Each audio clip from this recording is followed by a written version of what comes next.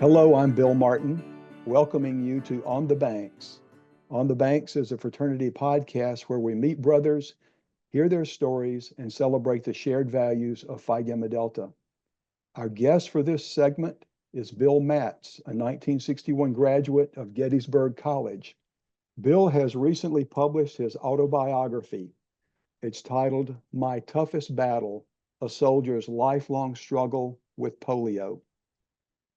Bill began his military career in the U.S. Army shortly after graduating from Gettysburg and retired after 33 years of service in 1995 with the rank of Major General. That's a brief introduction to an inspiring story of persistence and lifelong accomplishment. It's brief because I want Bill to tell the rest of the story, and we have a lot of ground to cover, about half a century, I would say. So, Bill, thank you for joining us to talk about your eventful life. Yeah, well, Bill, thank you. Thank you for inviting me to the fraternity's podcast. Very much look forward to it. I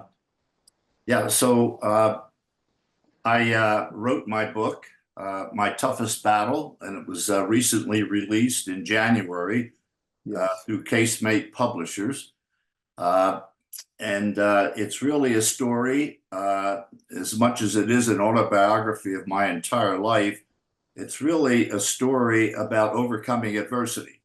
I had polio as a young child, was stricken with it before the age of 6. I was living outside of Philadelphia. And at that time in 1944, the polio epidemic there was probably one of the worst that America had experienced. And just real quickly, Bill, and for the listeners, I know there's so many people today, they've grown up not knowing about polio, and that's a good thing. But polio was once one of the most feared and dreaded diseases in the United States, and it primarily struck young children. Therefore, they also called it infantile paralysis. But real quickly, in 1944, my mother was taking me over to my grandmother's in Philadelphia to visit. Again, I was only 5.5 years old. This was in, as I say, 1944. My father was in the Navy. He was gone, and I tried to walk across the living room floor, and I fell. I tried to get up. I fell again. I tried to get up, fell again. My leg was paralyzing at the time.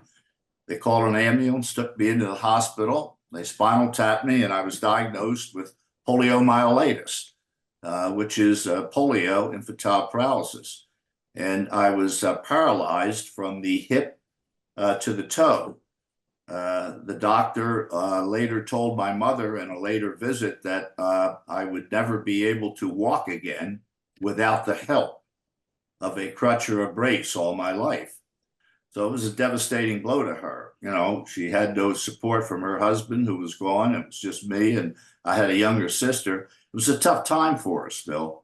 But I was put in and out of a number of hospitals before they finally settled on the Home of the Merciful Savior, which is a hospital in Philadelphia. It's still there. And they dedicated that hospital to polio kids. It was so bad at the time.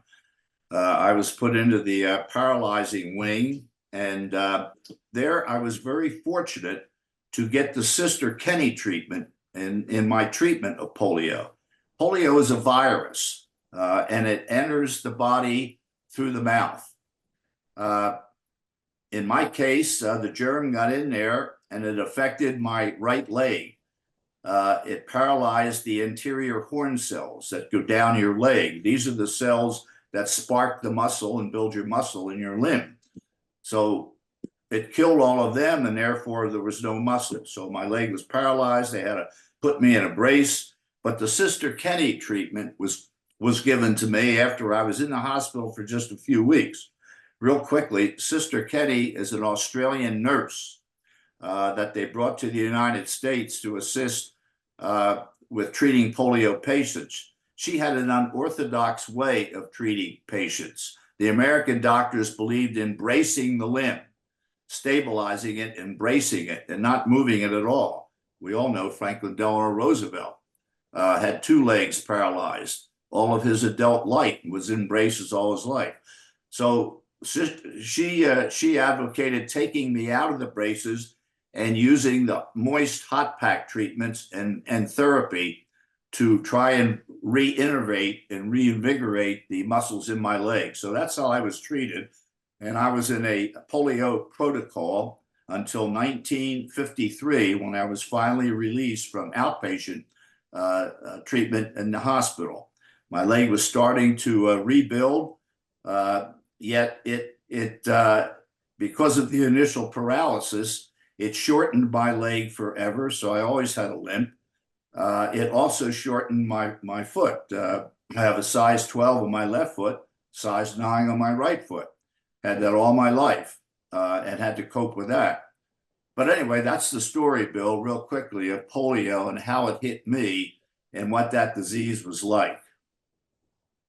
Well, that's a good introduction, Bill, because as you say, very few people today are familiar with polio and with the impact that it had on families and the U.S. population up until well into the 1960s.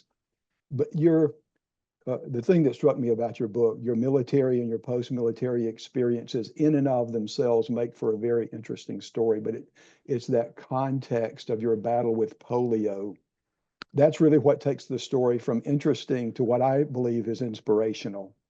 So I was struck by the fact that you seemed determined once you were through with the therapies in 1953, you would have been around 14 or 15 years old, perhaps, at that time. Yes, yes. And you played sports in high school and didn't let it hold you back. Let's look into your military career now. Move into that. Early in your career, you went through paratrooper training and the rigors of Ranger School. My understanding, you didn't have to go through those necessarily. No, that's correct. Those were choices that you made. You spent much of your overall career in infantry and airborne units. For someone in the military who's had polio, you could hardly have chosen a more difficult path and career in the military, it seems to me. What were some of the physical challenges of that path, and why did you choose it? Yeah. I think, Bill, because I had polio, that has really started when I was 6 or 7 years old, when I was actually an inpatient. They would have little contests for the kids that had paralysis on the leg. They'd line you up and see how far you could walk without a brace before you fell. They let you fall. They marked the floor and said, Matz went this far, Smith went that far. So as a young kid, I looked forward. As I look back, I was only 6, 7 years old. I looked forward to those races and that competition. And I did not want to be a cripple all my life. And I did not want anybody to beat me. So I worked hard at those little contests that the hospital clinicians put on. And I think, Bill, as I look back on that gave me my grit and my determination as a young kid to overcome this crippling and this atrophied leg and want to be able to do what everybody else did. So yeah, a long story short, I got through high school. I was able to play some sports in high school and in college. And my coaches were excellent mentors to me and helped me through my condition of polio and encouraged me all the time. My dad was a real instrumental to me. When he got out of the Navy and came home, we were upstairs putting the bed together one time. And I remember him saying, Bill, take that crutch and that brace and throw it under the bed. I don't want to see it again. I don't want you to be a cripple, nor do you. Of course, my mother, she went ballistic. She said, the doctor said, oh, he needs to wear that. He needs it. But he was right. And I did that. And that was a seminal moment in my life, Bill. My father, had he not done that, I would have continued to rely on that crutch and brace. But I threw it under there, and I cite that because it's a very key moment. So yeah, when I graduated from college and I was able in college to go to ROTC, And of course, in college, one of the best things I ever did was join the fraternity of Phi Gamma Delta. You know, I'm purple throughout. I've got a purple shirt on right now. You can see that. But I learned that teamwork and that cohesion in the fraternity of Phi Gamma Delta, and that carried with me the rest of my life. So I was commissioned the same day we graduated in 1961. And I, again, wanting to keep up with everybody else, I volunteered for the airborne. And I went to Fort Benning for my infantry officer basic. And then I was selected to go to the airborne. I went to the airborne training. At that time, you had to take, you were given a PT test to get into airborne. You had to do a 2-mile run. You had to do so many push-ups, and then you had to do 80 deep knee benders in 2 minutes. So as the sergeant was counting them off, I got to 2 minutes and I only could get to 79. But you know what? He passed me and he said, "Lieutenant, you owe me one." But think about that, Bill. That's another point in my life. He could have just as easily failed me. My whole life would have been different. But get to your point. Yeah, I went through airborne training. I was in the 82nd. I also was able to go through Ranger training, 9.5 weeks of Ranger training, which was the toughest training I ever did in my life. And I cite that in the book. And I went through with an all West Point class, and I didn't want any of them to beat me. I had that grit, that perseverance, that drive that I just wanted to be able, knowing I had a weak leg, I wanted to be able to keep up and show everybody I could do it. So I did get through that training. And as you say, why did I select the infantry?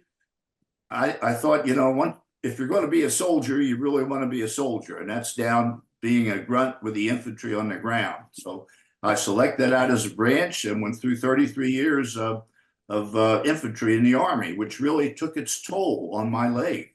It took its toll, as the doctor told me later in life. So speaking of being a grunt on the ground, your first combat experience was as a rifle company commander in Vietnam in 1967 to 68, a service period that included the Tet Offensive. That's sort of iconic in the story of the Vietnam War. And in the Vietnam War, as I understand it, the rifle company commander was one of the enemy's prime targets. As you were out on patrol, going through the jungles and the heavy vegetation and so forth that was common there in Vietnam, you were almost sitting ducks, and the rifle company commander was a prime target for the enemy out there ahead of you under cover. But you said that in that role, you never feared for your safety. Can you explain that? Yeah, well, that's true, Bill. Let me just back up what you said. The rifle company commander or platoon leader out there on the ground, and the infantry is the tip of the spear. The infantry is the branch of the Army that closes with and finally defeats the enemy, one way or the other. So yeah, the enemy was always looking, obviously, to be able to kill a company commander. But yeah, the question on fear, as a rifle company commander, I was responsible for 160 soldiers. And we were doing search and destroy operations in the Mekong Delta, south of Saigon in 67, 68, which incidentally, Bill, were the 2 toughest years of fighting during the Vietnam War. We took most of our casualties those times. So I saw considerable action, considerable fighting, but I never had time. I never had time to think about my own self. I mean, at that time, I was a young company commander, 27 or 28 years old, had 160 men I was responsible for. Plus, I had the mission. The mission was to find and defeat the VC, the Viet Cong, who were operating in the Delta. And you just have so many things to think about and worry about that you just put yourself aside. It never occurred to me to worry about myself. I was always worrying about my men. And I would say the biggest fear I ever had during that year in Vietnam, particularly as a company commander, was the fear of losing an American soldier. That just bothered me more than anything. And that's where my thoughts and my fear were, more about losing my men than ever thinking about myself. Understood. Yeah, I was impressed. Another thing that impressed me in the book was that in the infantry, the officers up to and including generals regularly participate in physical training. So even in your early 50s as a brigadier general, you were going on unit runs 4 or 5 days a week with soldiers who were 30 years younger than you. How did you manage that? Yeah, that's correct, Bill. I mean, as an infantryman, uh, yeah, infantry units, they have physical training every day, uh, Monday through Friday. And it usually starts out with some kind of a unit run, whether it's a platoon or company or battalion run. And I always would go down and pick a different unit to run with. The soldiers, they loved the general to come down and run with them. And of course, what they wanted to do was run harder just to show you how great they were and to push you to your nth degree. So I had some tough times, Bill, but I will tell you this, as I said in my book, I never fell out of a unit run. I couldn't do that. Just think, you would lose face with those PFCs, those young sergeants, and you couldn't do that as an infantry officer. And again, as you say, I chose the infantry. I knew the hardship I'd be up against. I could have taken an easier branch where you're not out running every day, but I didn't do that. But it was very tough on my leg, very tough. And there were times, I'll be honest, I had an aide de camp as a general officer, and I would tell him, say, go up there and get a hold of that sergeant or that company commander who's leading a run. Just tell him to slow down a little bit. The old man's getting tired here. so in a way, I sort of could control some of those runs, but I never fell out. And yeah, you had to do it. And yes, Bill, I'm paying that price right now, according to my post-polio doctor. All those hardship runs on my leg, that was not easy. Yeah. Yes. Wow. But it definitely an inspiring part of your story. Yeah, and I think I talk about that, as you say, pretty much in the book. Yeah, yeah. You also write about the end of the Cold War in 1991 that prompted many changes in the military to focus on new challenges. What were some of the changes that you, as a major general at that time, were involved in planning and implementing? Yeah, well, that's interesting, Bill. I've had a couple of people who've done professional reviews of my book, et cetera, and they said, Bill, this is an autobiography, but this is also a walk through history. As you say, it's a walk through the Cold War, Bill, from the 60s through the 90s. And I just happened to be on active duty at that time and sort of with units that were very much involved in some of the Cold War incidents that we went through. So to answer your question, though, as the Cold War, as we were coming to a close of the Cold War in the late 80s, early 90s, yeah, the Army was reconfiguring, and we had moved from the Vietnam era. We had moved from the mindset of the heavy mechanized and heavy armored units that were stationed in Germany. The mindset then, we were all worried about the Soviets again attacking in Germany. But as the Cold War dribbled down, the Army had to realize that that was no longer the major threat. We had threats in our own Western Hemisphere. So we had to revamp our forces. We had to reorganize. I was very much involved with the planning and the organization of the new light infantry divisions that came into effect, I'd say in the early and mid 80s, and then assigned to the 7th Infantry Division. So I was very much involved in the planning of that and in bringing some of the new equipment into the Army's inventory. Interesting, very interesting. In the preface of your book, you say, and this has come out so far in our conversation, you said that you have been a witness, if not a participant, in some of America's defining moments throughout the last 60 years. I would even extend that, if you'd allow me, those defining moments in that period to 80 years, going back to your experience with polio in your youth, because that was a really defining moment. Yes. That existence of polio and polio as an epidemic, as you called it, as rightly called it, early on in our conversation. So really, your book, the entirety of it and the entirety of your life covers a very interesting time in the 20th century and into the 21st century. But as for your military career, I'd like to summarize those defining moments because we can't cover all of them here in this conversation, but the defining moments that you witnessed or participated in and that you describe in your book. The civil rights movement, when you were deployed very early in your career during the integration of the University of Mississippi, there was very much of a strong military presence there to help support that process.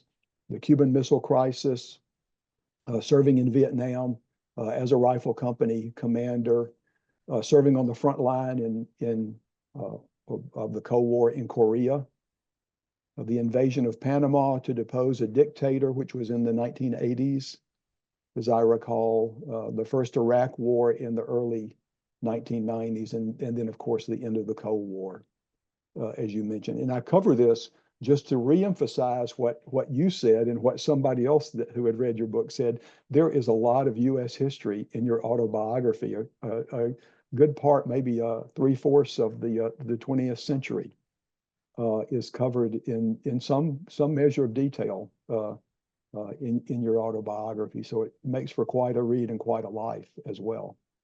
Yes, yes. No, and Bill, each of those major events, you captured them pretty well, beginning with the integration at the University of Mississippi, when James Meredith tried to enter the school, and the white students would not allow him. There was rioting on, people were killed, cars and buildings were destroyed. They called the 82nd Airborne Division to go down. I'm a young lieutenant there, so that was an interesting time. And then a couple of weeks after that, Khrushchev tested our new young president, President Kennedy, with the Cuban Missile Crisis. I was involved in the planning of that. In fact, remember till today what drop zone we were going to jump into had we actually executed the attack. But as you know, the quarantine worked. Khrushchev pulled the missiles out and Kennedy won. And then also very much involved in going down and getting Noriega with the 7th Infantry Division there. So we kicked out seven or eight infantry battalions. That was Christmas of 1989. Very much involved there and had a front row seat on that one, and went down. I would tell you the American forces did an outstanding job on that operation. It was one of the best planned and best executed that I ever witnessed as an Army officer. We took the PDF out quickly. We only lost 23 soldiers killed in action during the entire operation. Of course, losing one soldier is a heartbreak, but that was a very small number compared to what we did there. And of course, we got Noriega out of there, who was an extremely cruel thug. Yeah, so I went through all that, and that was quite an experience. The other thing, Bill, let me just pick up on real quickly. I had an assignment in there in 87 and 88 during the Reagan administration, where I was the executive secretary to our Secretary of Defense. And I'm sure some of the listeners here are people who will listen to this podcast. They remember Caspar Weinberger and Secretary Carlucci, two wonderful men. This was during the Reagan years. We were rebuilding after those terrible Carter years, where he let the American Armed Forces sort of deplete itself. He also gave away the Panama Canal and other things. So I was in the Pentagon working with those folks as their executive secretary. That was quite an experience for me. But all of this was during the Cold War and moving up to the point in time where I retired and got out of the Army. Yes, and after your military retirement in 1995. Over a number of years, you worked for at least for about 17 years in 4 different jobs, post-military. 2 of them were for-profit operations. One of them was a nonprofit that provided services to service members and support to service members, and then one with a government agency. And I've got questions about two of those situations.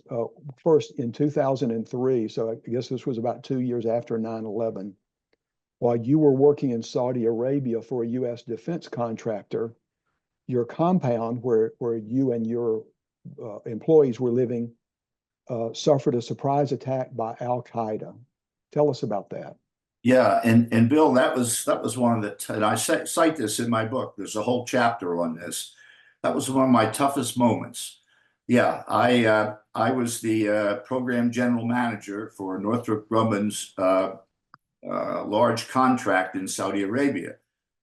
We lived in Riyadh. We had a Western compound right there. I had 1,500 men on my contract, and yeah, it was on the 12th of May, 2003, when the Al Qaeda attacked our compound about 11:30 at night, and they ran a Dodge truck filled with munitions, busted through the gate, killed a couple of my guards, and ran it down through the compound right into the building where most of my men were sleeping.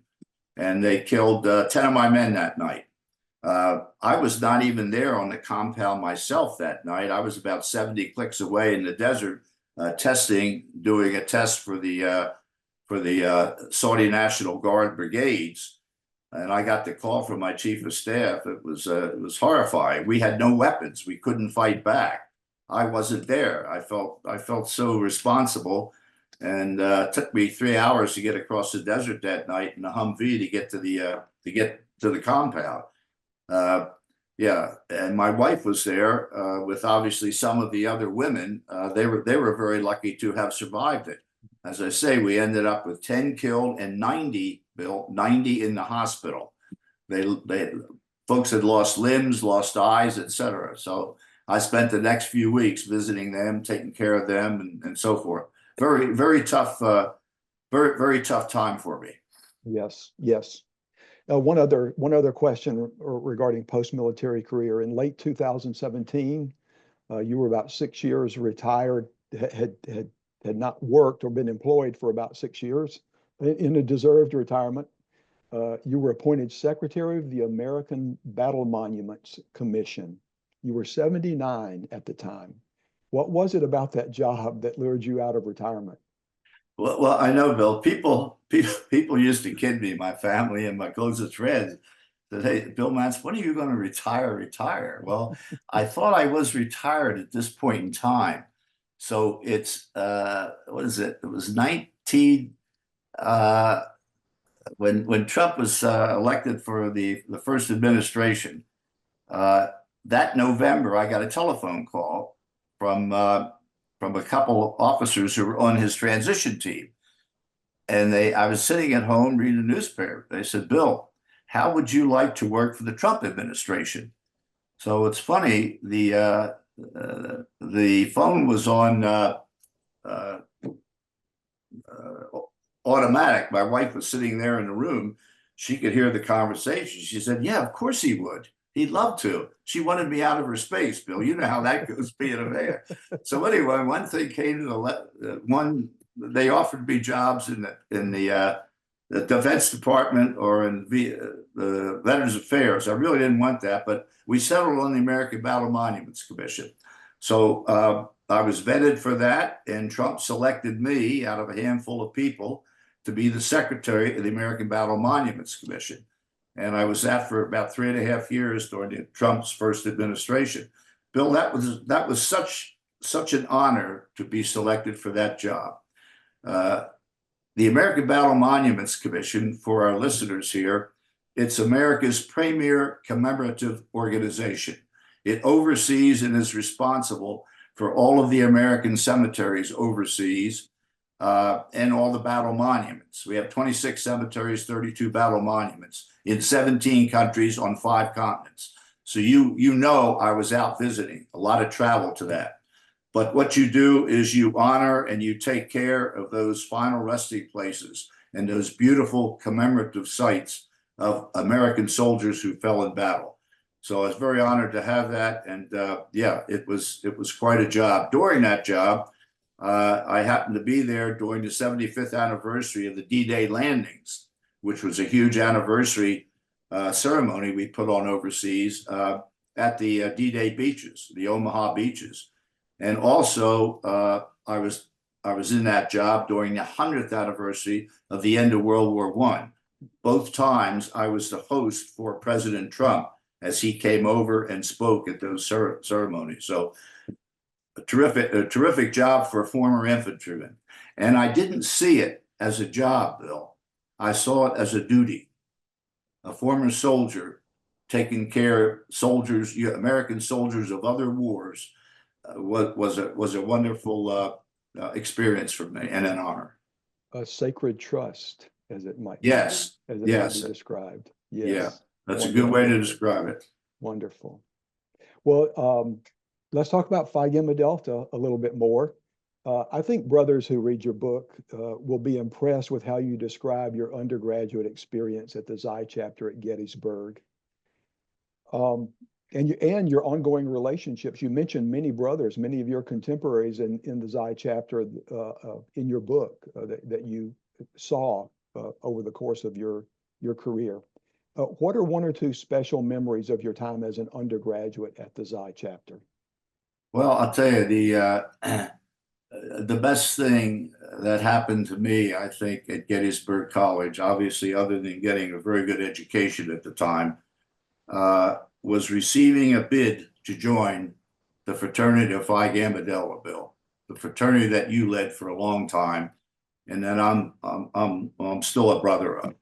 And yeah, so some of my best memories there are just when we went down and pledged that day in September 1957. Back then, you were able to pledge your first year.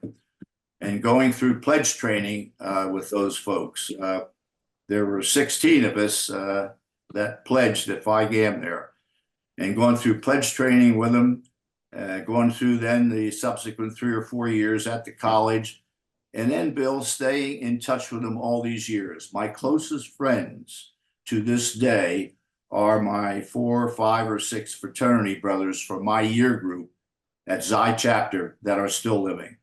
And they've all, of course, bought my book. And prior to speaking to you, why the DC chapter of Phi Gamma Delta had me there to speak. And I was able to talk to a lot of the young brothers there at George Washington. They're in the process of forming a chartered chapter. And many of them purchased the book and had a lot of good questions. So I feel good about that. I just feel good about it. I look back on my day and look at these young kids today who are Phi Gams that are coming up. And some of them have written back after they've written the book. They've emailed me or called me and told me they got something out of the book. And that makes you feel good. It makes you feel worthwhile. Sure, absolutely. One of the things that caught my eye in reading, describing your experience in the chapter was you were the, I think, social service chairman was how the chapter titled it, and the chapter won, or it came in second, maybe in the Baker Cup. Yes. In the competition with all Phi Gamma Delta chapters in your service activities that you helped to organize, chairing that. That seems like a particular point of pride for you. It really is, but it was a particular point of pride for all of Xi chapter that time. As you know, Bill, this is one of our national awards. And here's this little small liberal arts Gettysburg College. We got second place the year I was a senior there, and I happened to be chairman of that committee. But all the brothers pitched in, and we were really working to get that. And we got second place. It remains a source of pride for me and for our chapter. And did a lot of good. That's the thing about the Baker Cup is it rewards chapters for doing good for others. So whether you get second place or honorable mention or first, you've done a lot of good in the effort in the process. Anything more about Phi Gamma Delta? What any other thoughts about what it has meant to you and the ways you've stayed connected? Bill, there is another thought there. So Phi Gam taught me the importance of teamwork. We worked as a team, those pledges. And I cite some things there in the book. Our pledge trainer was a guy named Howard Bodie. Incidentally, he's still living today because I talked to his daughter and Howard just a few weeks ago. He got the book. But he taught us the importance of teamwork, the importance of brotherhood, the importance of taking care of each other, having each other's back, which wasn't even a term in vogue at the time. And I carried all those traits with me. I know that had a great impact on me. It had to. And years later, then I got into the infantry, and essentially the Army's the same thing. It's so you have each other's back. There's teamwork. There's respect. You learn quickly, Bill, who you can trust and who you can't trust. These are essential things I think any man needs to know in life as he pursues whatever career. All those were in the foundation that Phi Gamma Delta gave me in our small Xi chapter in Gettysburg College during the late 50s and early 60s. Very good. Wonderful testimony.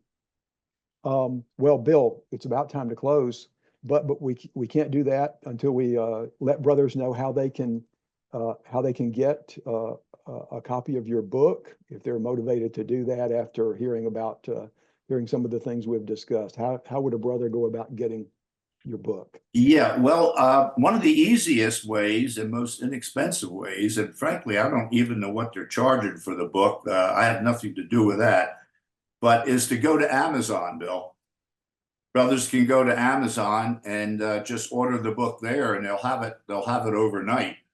You just type in "My Toughest Battle" under Amazon, it'll come up and it shows you real quickly how to order.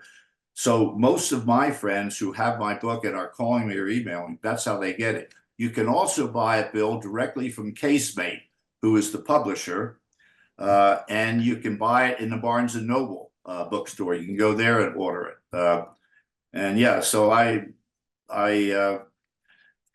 it's really, as I say, it's a book about overcoming adversity, yet it's a walk through history, which you just led us through.